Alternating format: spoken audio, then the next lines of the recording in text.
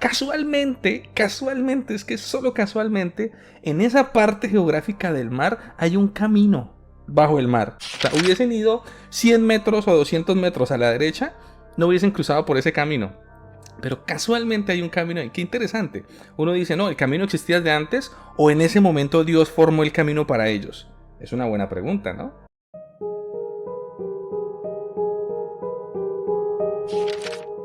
Incluso creo que hoy vamos a tocar un ejemplo real de una ciudad, cuyo nombre más tarde lo vamos a mencionar, una ciudad, un pequeño municipio de 25,000 habitantes, donde toda su población, el 98% de su población, se convirtió, por decirlo así, o se evangelizó al cristianismo evangélico, ¿no? Y desde ese momento, toda la historia de esa ciudad cambió. Los hospitales, las cárceles estaban vacías, literalmente vacías. O sea, una historia real donde decimos, ¿por qué no van y sanan a todos? Sí se puede, pero tiene su proceso, o sea, no es así nomás. Incluso cuando leemos la Biblia, y que es a lo que queremos llegar, esta pone ciertas condiciones. O sea, es decir, por ejemplo, en el tema de, o sea, muchas personas, bueno, pongamos algo en claro para empezar. Muchas de las personas que dicen, pero es que yo nunca he visto un milagro, por eso no creo en ellos, y cuando escucha de alguna noticia acerca de un milagro, lo primero que atribuyen es que es un invento, que todo está montado, etcétera, etcétera. Pero es necesario poner sobre la mesa que los milagros ocurren donde la presencia de Dios está. O sea, no vas a ver un milagro en la discoteca, no vas a ver un milagro en el antro, como le dicen en México. No vas a ver un milagro en cualquier sitio, sea el que sea, que esté apartado o que por excelencia excluya a Dios. Entonces, pues partiendo de ahí, eso nos lleva a un versículo muy interesante que abriría esta charla. Pero antes de citar ese versículo, que considero yo que es muy claro, o sea, muestra unos parámetros muy claros. Lo primero sería definir qué es un milagro. En tu concepto, Fauci, ¿qué es un milagro? Bueno, un milagro es un evento sobrenatural, un evento que sobrepasa la ciencia y la razón. Es un que no tiene explicación lógica humana, un evento donde sí o sí tuvo que haber intervención de algo superior a la materia, o en otras palabras, intervención espiritual. Incluso podría ser un evento que rompa las leyes de la física. Claro, o sea, por ejemplo, para los que hemos leído la Biblia, conocemos la historia de Moisés. Cuando Moisés sale de Egipto con el pueblo de Israel, se para frente al mar. El pueblo de Egipto venía detrás de ellos a matarlos.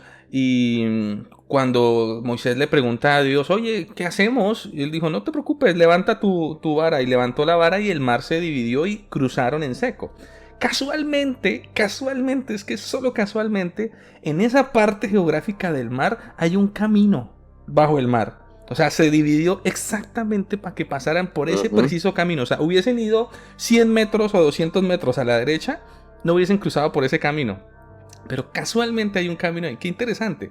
Uno dice, no, el camino existía desde antes o en ese momento Dios formó el camino para ellos. Es una buena pregunta, ¿no? Porque pues tenemos actualmente el camino, pero estamos 4,000 años después. Ese es un milagro sobrenatural, donde las leyes de la física totalmente fueron violadas, porque según la ley de la física, lo que sube cae, el agua no puede quedarse suspendida en el aire, y aquí el agua se dividió. Y uno dice, no, coincidencia, no, casualmente, justo después de que terminaron de pasar el pueblo de Israel, los egipcios intentaron cruzar y las aguas se los tragaron. Y hoy por hoy tenemos debajo en el mar, en ese específico mar, los restos de carrozas de guerra egipcias. O sea, eso decimos, pero mira, me parece curioso porque incluso hoy por hoy, siglo XXI, 2024, hay gente que dice que eso no pasó. Que Israel nunca estuvo en Egipto, que nunca atravesaron el mar, que nunca pasó nada de eso. Entonces, ¿cómo es posible que hoy por hoy, teniendo o sea, teniendo la historia y teniendo cómo confirmarlo, haya personas que crean que no pasó interesante, porque los milagros siempre los van a negar, siempre. Incluso yo me siento mucho en la responsabilidad de dar fuentes y para las personas que estén viendo este podcast y piensen o puedan pensar que lo que estamos diciendo es inventado. Hay un libro que fue escrito por un egiptólogo muy reconocido que se llama David Roll, el cual se llama Éxodo Patrones de Evidencia. Lo pueden buscar en internet, incluso creo que se hizo un documental al respecto, el cual lo que hace es que reacomoda el éxodo en la época en la que es más probable que haya ocurrido y por eso se llama patrones de evidencia, porque todos los patrones de que hubo un éxodo en Egipto empiezan a encajar cuando los acontecimientos se acomodan en las fechas específicas. Pero bueno, estaremos colocando por aquí en la descripción y en edición las fuentes citadas. Pero entonces mira que volviendo al tema de incluso que un milagro se le puede atribuir a eventos que rompen las leyes de la física, otro podría ser, por ejemplo, cuando Jesús caminó sobre el agua.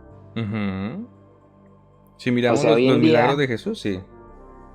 exacto, y hoy en día sería difícil pensar que hace 2000 años un carpintero desconocido dijo o sus seguidores dijeron que caminó sobre las aguas.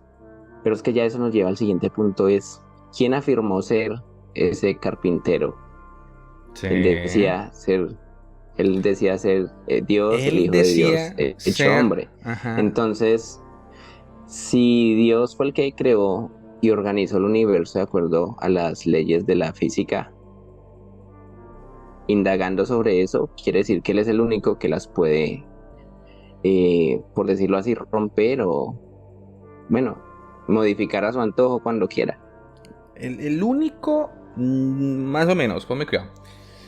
Hmm, Dios está por encima de todo. Porque pues si partimos del conocimiento de la creación, Dios creó todo, o sea, creó todo lo que existe, ok, perfecto.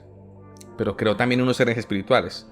Ahora, si lo espiritual está por encima de lo material, entonces los seres espirituales pueden crear cosas o hacer cosas que para nosotros los seres carnales es un milagro. Demos un ejemplo. Cuando Moisés convirtió su vara en serpiente, los egipcios hicieron lo mismo. Pero las varas de los egipcios no fue el dios de Moisés quien hizo, sino fue los dioses de los egipcios los que hicieron eso. Entonces, los entes espirituales sí pueden hacer milagros. Pero ahora a lo que nosotros vamos y los ejemplos que estamos dando son milagros hechos por el Dios de Moisés, milagros hechos que pues obviamente cuando el pueblo de Israel salió de Egipto demostró y venció a los dioses de Egipto. Milagros hechos Ujú. por el Dios cristiano, que es el mismo Dios de los judíos, el Dios de Abraham, de Isaac y de Jacob. Vale la pena entender eso. Pero ¿hay otras entidades que pueden hacer milagros? Claro que sí. Por ejemplo, conocemos milagros que parecen milagros, que son milagros de brujos o entes que trabajan con otro tipo de fuentes espirituales. ¿Sí, sí hay? Claro que sí, sí los he visto. ¿Y que su final no es bueno? Claro que sí, su final no es bueno, porque sí o sí yo siempre voy a decir, la brujería o el moverse en esferas espirituales sin la autorización de Dios, lo único que trae es muerte. Lo único que trae es muerte, lo único que trae es pobreza, lo único que trae es idolatría.